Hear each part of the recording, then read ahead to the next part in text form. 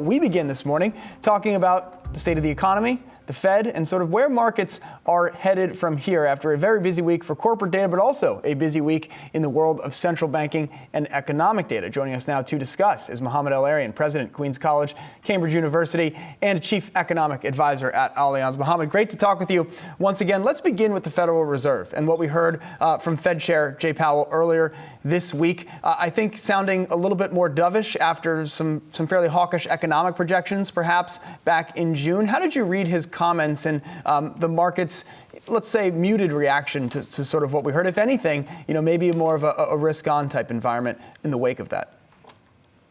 Good morning, Myles. Thanks for having me. Yes, he was more dovish than the statement, and that was a boost to markets, and rightly so, because what he basically told us is that we don't have to worry about growth. It's going to be solid. We don't have to worry about inflation. It will be transitory. We don't have to worry about elevated asset prices, and that he will maintain the 120 billion of monthly asset purchases for longer than the markets expected. The market now have pushed back the expectations of taper till the end of the year. Mohamed, it's Julie. Good morning. It's good to see you. We got inflation numbers this morning, of course. We got the PCE deflator month over month in June. PCE deflator, up 0.5%, a little bit lighter, a little bit better than had been estimated. But I know you have been consistently on record saying you don't think inflation is transitory. What would you have to see that would sway you from that view? So I think we need to keep an open mind. And that's particularly true for the Fed. In the old days, the Fed used to talk about the two tails of the distribution. It used to talk about insurance against both of them. Now we have become a one-sided Fed. This conviction that inflation will be transitory. It's a conviction. What we're hearing from companies suggests that we should have a more open mind. They're telling us about input costs going up, labor costs going up, transportation costs going up. They tell us they don't see the light at the end of the tunnel for these three things. They tell us they have more pricing power. So the only thing I'm saying is keep an open mind. And what I will look at is what companies are telling us. I would like companies to tell us that there's less cost pressure and that they don't feel inclined to increase prices. That's what would make me feel comfortable that inflation is transitory. And so, Mohamed, how do you think about the bond market then? And Jay Powell himself, I wrote about this a few days ago. He said he's not so sure what to make of the decline we've seen in the 10-year. How have you thought about, that rally on the long end of the curve?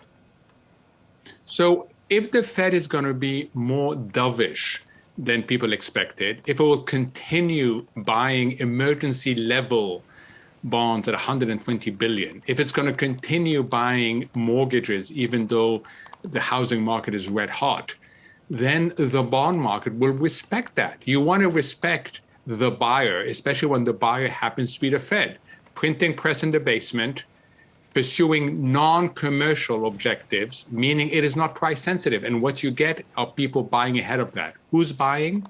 Foreigners are buying. People with asset liability matching needs are buying. So what you really get is a compounding of the fact that the Fed is continuing to buy for longer than what most people think was going to happen. And indeed, quite a few people think they should be starting to taper now.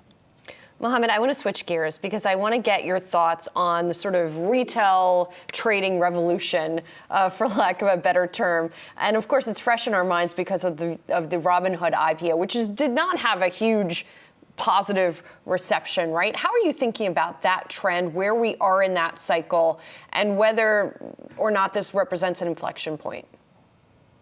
So I think it's wonderful that more people are getting involved in the stock market, especially the younger people. I think for the future of a market-based system, it is good that the younger people have a stake, that looking to understand how capital is raised, how capital is allocated. So I am actually very encouraged by this. I'm also encouraged by the fact that Robinhood has shown us that through smart interfaces, you can communicate with the new generation. What I do worry about is how people are investing. I worry a little bit that there's too much of a fad going on, that people tend to buy things because other people are buying things. Hopefully, there'll be a learning process. But I think, Julie, if we step back, we want broader participation in the stock market. And so, Mohamed, thinking about the stock market then, and really valuations has been the conversation all year, particularly with most of the FANGs, all of the FANGs having reported their results, such a large percent of the market cap. Does the stock market, U.S. stock market, feel healthy to you at this moment in time? Look, if liquidity continues to be so incredibly supportive, then yes, it is healthy. I am among the many people who are riding this wonderful liquidity wave. And it's been great. But we think tactically, and this is really important to understand. We recognize that at some point, the wave may break. It was summed up best by Leon Cooperman when asked, how do you feel about this market? What are you doing? He said, I'm a fully invested bear. So he's bearish about the outlook, but he's fully invested for now. And that's the concern, is that if we don't start tapering early, you may end up having a massive shock, an unnecessary, disorderly shock to both the markets and to the economy.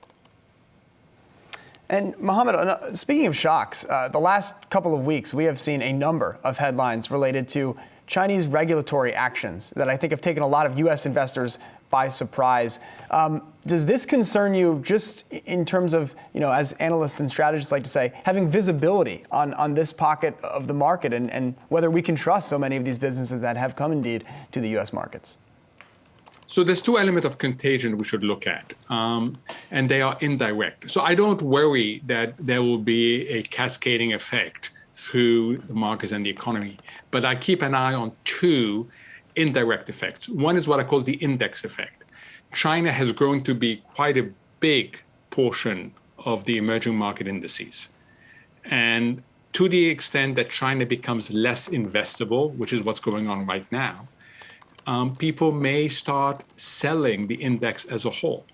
And then the second issue is we were all hoping for a rotation. The US leads, then Europe follows, and then emerging markets. What's happening in China is going to hold back the emerging market trade even more. So we're going to continue to rely on the US as a driver of global markets when a lot of people were hoping for some sort of rotation to keep it more balanced. Mohamed, Brian here. I really enjoyed your latest FT op-ed, and you're talking at great length about crypto, and you say Western governments need to stop dismissing the crypto revolution. What should Western governments be doing then? So I think both the crypto world and governments need to come together and talk a common language. We have in the crypto revolution really important innovations that have to do with the payment system. And we have to take that seriously. Why do we have to take it seriously? For two reasons. One, it can make financial intermediation more efficient. And second, if we're not careful, China, which is taking a very top-down approach, may start defining the agenda. Why do I say the crypto world as well? Because the crypto world has to take seriously concerns about illicit payments, concern about money laundering, and concerns about energy use. So it's time for them to speak a common language and try to channel what I think is a really important disruptive innovation in a way that actually helps finance and the society. And what's the biggest risk of not doing that, of U.S. authorities sort of continuing in this line of sort of being skeptical of the crypto world? So two risks. The internal risk is that the government will see adoption by the private sector, and we're seeing greater adoption by the private sector. We're seeing it every single day. So it's not something that's going to disappear. You'll end up with this very tense tug of war, which is unnecessary in my opinion. But the second more important issue is that China is not waiting. China has an image about what digital money looks like. It has decided it should have a top-down approach, and it has decided that it wants to export its approach. Why? Because it gives it access to payments platform regionally. It gives it access to data. So we have to take this seriously. Otherwise, we are going to lose the narrative completely. And Mohamed, before we let you go, July is wrapping up. You know what that means, right around the corner. Zach Wilson, how are we feeling? So I should ask you. I'm actually closing my eyes. The Mets are still in first place. The Jets look somewhat better. I don't want to jinx all this. I'll leave that to you. I'm not talking about it because I still can't believe the Mets are in first place at the end of July. That's right. Mets and Jets fans know it's better to not talk about it, and then just in November you can go see how the Mets did, and it'll end up being better than if you watch all the way through. And I have my handkerchief ready. There you go. There you go. All right. Always appreciate the time. Mohamed El-Erian, President, Queens College at Cambridge University, and the Chief Economic Advisor to Allianz. Mohamed, appreciate it, and then we'll talk soon.